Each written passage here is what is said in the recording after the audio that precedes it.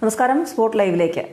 ശബരിമലയിൽ ആചാര ലംഘനത്തിനായി യുവതികളെ എത്തിച്ച സർക്കാർ നടപടിയിൽ സമൂഹത്തിന്റെ പല കോണുകളിൽ നിന്നും പലതരത്തിലുള്ള പ്രതിഷേധങ്ങൾ വന്നുകൊണ്ടിരിക്കുകയാണ്. കോൺഗ്രസിന്റെയും BJPയുടെ പ്രതിഷേധം ഒരു വശത്ത് തുടരുകയാണ്. ഇതിനിടെ പട്ടാപ്പകൽ ബലാത്സംഗം എന്നാണ് ശബരിമല സ്ത്രീ പ്രവേശനത്തെക്കുറിച്ച് കേന്ദ്രമന്ത്രി ആനന്ദ് ഹെഗ്ഡെ നിലപാട് വ്യക്തമാക്കിയിരിക്കുന്നത്. ശബരിമല വിഷയത്തിൽ കേരള സർക്കാർ പൂർണ്ണമായി പരാജയപ്പെട്ടെന്നാണ് ആനന്ദ് ഹെഗ്ഡെ പറയുന്നത്. വിശ്വാസികളെ പട്ടാപ്പകൽ ബലാത്സംഗം ചെയ്തതുപോലെയാണ് സർക്കാർ പെരുമാറിയതെന്നും കേന്ദ്രമന്ത്രി പറഞ്ഞു. മുഖ്യമന്ത്രി പിണറായി വിജയൻ ശബരിമല വിഷയത്തിൽ ഇടപെട്ടത് മുൻവിധികളോടെയാണെന്നും അത് ജനങ്ങൾക്കിടയിൽ ആശയക്കുഴപ്പം സൃഷ്ടിച്ചുവെന്നും ഹെഗ്ഡെ അഭിപ്രായപ്പെടുന്നു. ശബരിമല വിഷയത്തിൽ കൃത്യമായ നിർദ്ദേശങ്ങളാണ് സുപ്രീം കോടതിയിൽ നിന്ന് ലഭിച്ചത്. ജനങ്ങളുടെ വിശ്വാസത്തെ ഹനിക്കാത്ത രീതിയിൽ സുപ്രീംകോടതി വിധി നടപ്പാക്കേണ്ടത് സംസ്ഥാന സർക്കാരിന്റെ ചുമതലയായിരുന്നു. പട്ടാപ്പകൽ ഹൈന്ദവരെ ബലാത്സംഗം ചെയ്തതുപോലെയാണ് ഇപ്പോഴത്തെ സർക്കാർ പെരുമാറുന്നതെന്നും കേന്ദ്രമന്ത്രി കൂട്ടിച്ചേർത്തു. അതോടൊപ്പം തന്നെ ഈ ഒരു നടപടിയിൽ പ്രതിഷേധിച്ച് മീശയെടുത്ത ചലച്ചിത്ര സംവിധായകൻ അലി അക്ബറും രംഗത്തെത്തിയിരിക്കുകയാണ്. അദ്ദേഹം തന്റെ മീശയില്ലാത്ത ചിത്രം സമൂഹ മാധ്യമത്തിൽ പങ്കുവച്ചുകൊണ്ടാണ് ശബരിമല വിഷയത്തിലെ നിലപാട് വ്യക്തമാക്കിയിരിക്കുന്നത്. ശബരിമല വിഷയത്തിൽ തീരുമാനമുണ്ടായാൽ മാത്രമേ താൻ ഇനി മീശ വയ്ക്കൂ എന്നാണ് അലി അക്ബർ പറയുന്നത്. അനുകൂലവും പ്രതികൂലമായ നിരവധി കമന്റുകൾ പോസ്റ്റിനടിയിൽ വരുന്നുണ്ട്.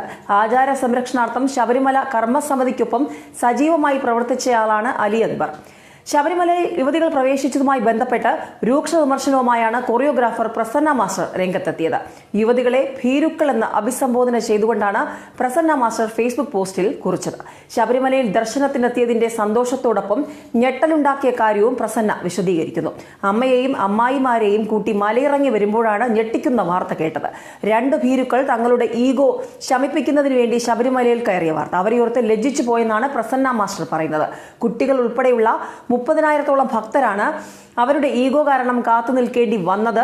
ശബരിമലയ്ക്ക് ഒരു കറുത്ത ദിനമാണ്, അതുകൊണ്ട് ഇവരെന്ത് നേടി? നിങ്ങൾ മുറിവേൽപ്പിച്ചത് നിരവധി അയ്യപ്പ ഭക്തരുടെ വിശ്വാസമാണെന്ന് പ്രസന്ന മാസ്റ്റർ കുറിക്കുന്നു.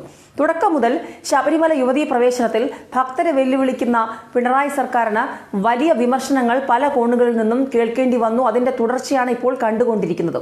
വിഷയത്തിൽ മുന്നറിയിപ്പുമായി CPM ബംഗാൾ ഘടകം വരെ നേരത്തെ എത്തിയിരുന്നു. സംസ്ഥാന സർക്കാരിൽ നിന്ന് വ്യത്യസ്തമായി ഭക്തരുടെ വികാരങ്ങൾ സംരക്ഷിക്കണമെന്ന നിലപാടാണ് അന്ന് ബംഗാൾ ഘടകം മുന്നോട്ട് വെച്ചത്. ജനവികാരം അടിച്ചമർത്തുന്ന നിലപാടുമായി മുന്നോട്ട് പോയാൽ തിരിച്ചടി നേരിടേണ്ടി വരുമെന്ന് പറഞ്ഞിട്ടും സർക്കാർ മുന്നോട്ട് തന്നെ പോയി. ജനവികാരങ്ങളെ അടിച്ചമർത്തി കോർപ്പറേറ്റ് താൽപര്യങ്ങൾക്ക് വേണ്ടി നിലനിന്നതോടെയാണ് 3 പതിറ്റാണ്ട് കാലം ബംഗാൾ അടക്കി ഭരിച്ച CPMന് അടി പതറിയത്.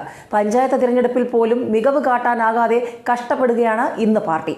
ഈ സാഹചര്യം കേരളത്തിലും ഉണ്ടാകുമെന്ന തിരിച്ചറിവിലാണ് ശബരിമല വിഷയത്തിൽ കേരള ഘടകത്തിന് മുന്നറിയിപ്പുമായി ബംഗാൾ നേതാക്കൾ വളരെ നേരത്തെ തന്നെ എത്തിയത്. എന്നിട്ടും അതൊന്നും സംസ്ഥാന സർക്കാർ ചെവിക്കൊണ്ടില്ല. സുപ്രീം കോടതി വിധിയും ലിംഗസമത്വവും ബഹുമാനിക്കുന്നു.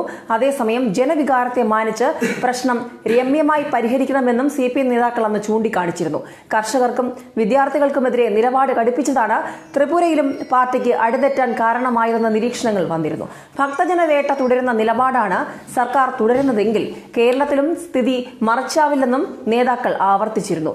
വിശ്വാസികളായ ഇടതുപക്ഷ അനുഭാവികൾ പോലും കൂട്ടത്തോടെ നാമജപ ഘോഷയാത്രയിൽ പങ്കെടുത്തിരുന്നു, അയ്യപ്പ ജ്യോതിയിൽ പങ്കെടുത്തിരുന്നു. ഇതെല്ലാം അറിയിക്കുന്നത് ഭക്തരുടെ ഒരു വിശ്വാസത്തെ ഗൗരവത്തോടെ കാണണമെന്നാണ്. എന്തായാലും അയ്യപ്പ ജ്യോതിയിൽ അടക്കം ഇടതുപക്ഷ അനുഭാവികൾ കൂട്ടത്തോടെ പങ്കെടുത്ത് ഇതേ വികാരം പ്രകടമായതും ഇപ്പോൾ ഏറ്റവും ഒടുവിൽ ശബരിമല വിഷയത്തിലെ ഈ നിലപാടിലൊക്കെ വരുന്ന പ്രതികരണങ്ങളും ഒക്കെ CPMന് ഒട്ടും ശുഭകരമല്ല. വരുന്ന ലോക്സഭാ തെരഞ്ഞെടുപ്പിൽ അടക്കം ഇതിന് വലിയ തിരിച്ചടി ഉണ്ടാകുമെന്നുള്ള ഒരു നിഗമനത്തിലാണ് രാഷ്ട്രീയ നിരീക്ഷകർ. കൂടുതൽ വാർത്തകളുമായി വീണ്ടും മടങ്ങിവരാം.